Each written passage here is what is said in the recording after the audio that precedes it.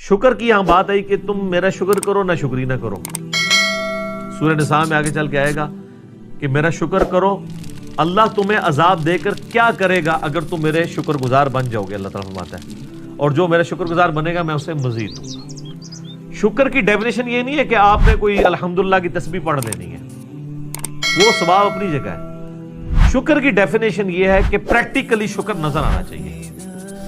آپ کو اگر کوئی شخص نعمت دیتا ہے, کوئی گفٹ دیتا ہے, تو وہ یہ خواہش کرتا ہے کہ میں نے جو اس کو گفٹ دیا اس کو یوز کرے. مجھے کئی لوگ بال پوائنٹ دے کے جاتے ہیں, جی لکھنا ہے جی اتنا, نہ لکھو, وہ تو کہتے ہیں بے قدری کی ہے. اللہ تعالیٰ نے جو ہمیں نعمتیں دی ہیں نا, تو اس کی ریکوائرمنٹ ہے اپنے بندوں سے کہ وہ ان نعمتوں کو ان کاموں میں کھپائے جو اللہ نے حکم دیا ہے, اور ان نعمتوں کو ان چیزوں سے بچائے جس سے اللہ نے منع کیا. یعنی آنکھیں دی ہیں تو اللہ کی یہ خواہش ہے اپنے بندے سے کہ آنکھیں حرام کی طرف نہ اٹھیں. جب آپ نے حرام سے آنکھوں کو بچا لیا, آپ نے آنکھوں کا شکر ادا کر دیا. زبان کو حرام سے بچا لیا, زبان کا شکر ادا کر دیا. دل کو بچا لیا, دل کا شکر ادا کر دیا. جو بخاری مسلم میں حدیث ہے نا کہ آنکھیں بھی زنا کرتی ہیں, ہاتھ بھی زنا کرتے ہیں, پاؤں بھی زنا کرتے ہیں, دل بھی زنا کرتا ہے, شرمگاہ اس کی تصدیق کر دیتی ہے. دل میں جان بوجھ کے برا خیال ہے, اے تو آ گیا جھٹک دیا چھوڑ دیا, جان بوجھ کے نہ. پیٹ کا شکر یہ ہے کہ پیٹ میں حرام مال نہ جائے. پاؤں کا شکر یہ ہے کہ پاؤں حرام کام کی طرف نہ اٹھے. ہاتھ کا شکر یہ ہے کہ ہاتھ حرام کام کی طرف نہ بڑھے, نہ کسی پہ ظلم کے لیے نہ کمائی کرنے کے لیے. تو یہ سار ہے. تو اب اندازہ لگائیں کہ دنیا میں سب سے مشکل کام اگر کوئی ہے نا تو شکر کرنا. لوگ کیا کہتے ہیں جناب, پہلے خوب اللہ کا گلہ شکوہ کرتے ہیں, اپنا پورا غصہ نکالتے ہیں معاذ اللہ, اینڈ تک کہتے ہیں چلو جی جو دی مرضی, اللہ کا شکر ہے جی. پھر بھی تو جو اپنی روح راضی کرنی ہوتی ہے وہ کر لیتے ہیں, اور پھر اس کو نام صبر کا دے رہے ہوتے ہیں. حالانکہ بخاری میں حدیث ہے کہ صبر تو صدمے کے آغاز کے اوپر ہے. جب آپ نے اس وقت نہیں کیا تو پھر تو بات ختم ہو گئی. لے جی, صبر کا ذکر شکر کے ساتھ جڑا ہوا ہے, تو اگلی آیت بھی سن لیں, وہ اسی سے ریلیٹڈ ہے. یا ایھا الذین آمنوا استعینوا بالصبر والصلاۃ, اے ایمان والو مدد طلب کیا کرو صبر کے ذریعے اور نماز کے ذریعے. کس کی مدد؟ اللہ کی. ظاہر ہے شیخ عبد القادر جیلانی کی مدد تو نہیں طلب کرنی, مولا علی کی مدد تو نہیں طلب کرنی, اس سے اللہ کی. کیونکہ ساتھ ہی آ گیا ان اللہ مع الصابرین, بے شک اللہ صبر کرنے والوں کے ساتھ ہے. یعنی جو صبر کرنے والے ہیں ان کے ساتھ اللہ ہو جائے گا. جب وہ صبر کے ذریعے اللہ کو پکاریں گے اللہ ان کی مدد فرما دے گا. سمپل چیز ہے. اور آپ کو حیرانگی ہوگی کہ آپ کے اس وقت سب کانٹیننٹ میں کروڑوں لوگ ہیں جو اس آیت کو, اور ان فرقوں کے لاکھوں علماء اس آیت کو یوز کرتے ہیں غیر اللہ سے استعانت کے لیے. وہ کہتے ہیں, آپ کہتے ہو اللہ کے سوا کسی کو پکار نہیں سکتے, قرآن تو کہہ رہا ہے صبر کو بھی پکارو اور نماز کے ذریعے بھی مدد چاہو, تو صبر اور نماز تو اللہ نہیں ہے. تو یہ لوگوں کو پہلے بات نہیں سمجھ آتی تھی, میں نے اس کو سمپل کر دیا ہے.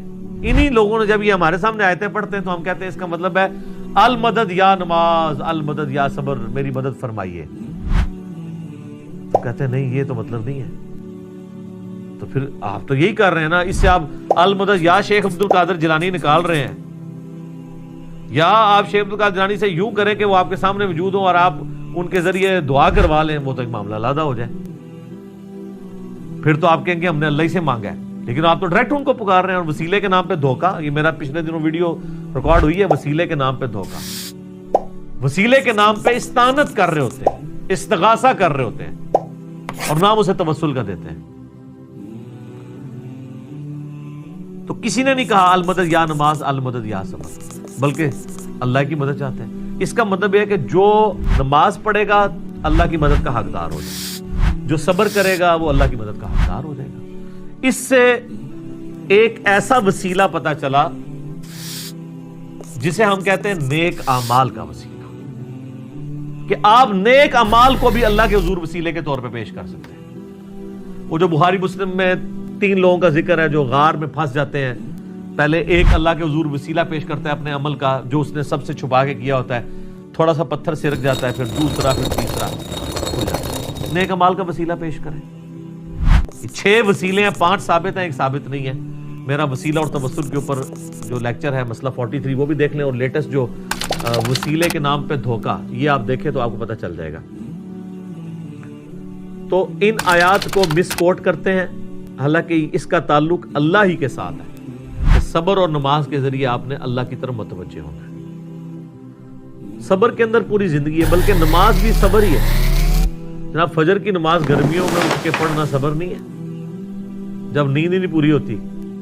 सर्दियों में नमाज के लिए वुजू करना क्या सब्र नहीं है? सब्र की 3 इकसाम है मेनली।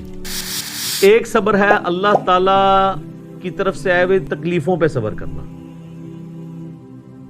वो तो हम सबको पता है, और वो सब्र होगा इब्तदाई सदमे में। उसके आगे आयात भी आ जाएंगे, उसके लिए आपने कहना है इन्ना लिल्लाहि व इन्ना इलैहि राजिऊन। बेशक हम खुद भी तो अल्लाह की तरफ से आए थे, हमने लौट के अल्लाह की तरफ जाना है। ये तकलीफ भी आई, अल्टीमेटली चली जाएगी। और सही मुस्लिम में आगे एक और दुआ का हिस्सा है, अल्लाहुम्मा जुरनी फी मुसीबती व अखलिफ ली खैरम मिनहा।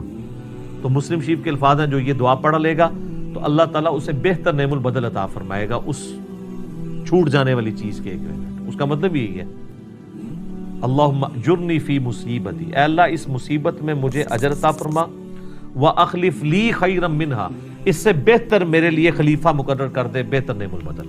और मुस्लिम शरीफ के अल्फाज हैं, उम्मे सलमा कहती हैं जब मेरा खामद अबू सलमा फौत हुआ तो मैं बड़ी दुखी थी, तो मैंने हुजूर से ये दुआ सुनी हुई थी, इन्ना लिल्लाहि व इन्ना इलैहि राजिऊन, अल्लाहुम्मा जुरनी फी मुसीबती व अखलिफ ली खैरम मिनहा।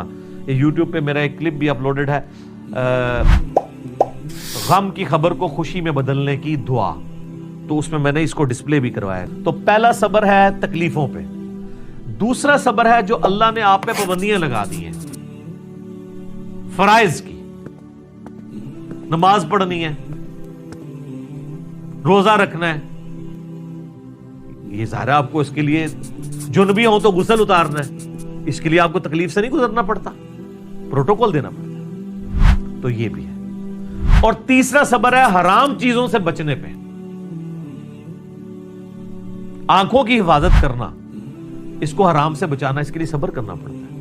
हराम कमा के रातों रात अमीर हो जाना ये तो आसान काम है, लेकिन हलाल कमा के रूखी सूखी खा के गुजारा करना और अल्लाह से डरना कि मैंने हराम का लुकमा अपने पेट में नहीं जाने देना, इसके लिए आपको सब्र करना पड़ेगा। तो ये 3 सब्र है। नंबर 1 अल्लाह की तरफ से आई हुई तकलीफ पे सब्र। नंबर 2 अल्लाह ने जो आप पे फराइज लगाए हैं उन फर्जों को मिन्नवान उसी तरीके से पूरा करने में जो तकलीफें उठानी है उस पे सब्र, चाहे वो गर्मियों के रोजे हो और सर्दियों के वुजू हो और गर्मियों की फजर की नमाज हो। और तीसरा अल्लाह तबारक व तआला ने जो हराम से बचने के लिए आपको एम्फसाइज किया है और अट्रैक्शन भी रख दी उस हराम के अंदर, तो सब्र करना पड़ेगा ना। अट्रैक्शन तो है हर हराम चीज में। मुस्लिम शरीफ में हदीस है, अल्लाह ताला ने जन्नत को नागवार चीजों से ढांप दिया है और जहन्नम को, दोजख को खुशगवार चीजों से ढांपा हुआ है। यानी दुनिया में हर खुशगवार चीज दोजख की तरफ ले जाती है और हर नागवार चीज जन्नत की तरफ ले जाती है।